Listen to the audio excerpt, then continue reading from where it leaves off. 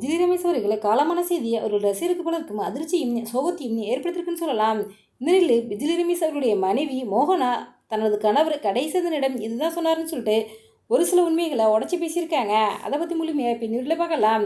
விஜய் ரமேஷின் மனைவி மோகனா அவங்க பேசும்போது, எனது கணவர் ரொம்ப நல்லவர், யாரிடையுமே கெட்ட பேர் வாங்கினது கிடையாது, சின்ன பட்ஜெட் படமோ பெரிய பட்ஜெட் படமோ கொடுக்கும் தொகையை வாங்கிக்கிட்டு வந்து பேசாமல் இருந்துருவார், ரஜினியோட தீவிர ரசிகர் தான், ரஜினியோட சேர்ந்து நடிக்கணும் அப்படிங்கிறத என்னுடைய கணவரோட ஆசை.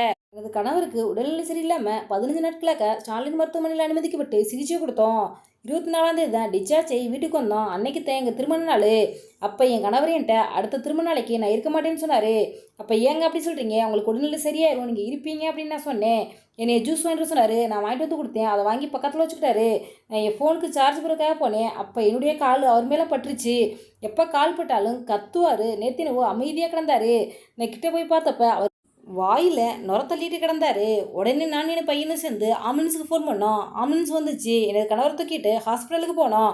அவரை பரிசோதித்த மருத்துவர் அவர் ஏற்கனவே இறந்துட்டார் அப்படின்னு சொன்னாங்கன்ட்டு மோகனா அவங்க கண்ணீர் மல்க அந்த பேட்டியில் சொல்லியிருக்காங்க. இந்த வீடியோ பற்றி உங்களுடைய கருத்துக்களை கமெண்ட்ஸில் கமெண்ட் பண்ணுங்க. இது போன்ற இன்னும் நிறைய தகவல்களை உடனுக்குடன் தெரிந்து கொள்ள எங்கள் ரெட் ஆப்பிள் 2.0 சப்ஸ்கிரைப் பண்ணுங்கள். தேங்க்ஸ் ஃபார் வாட்சிங்.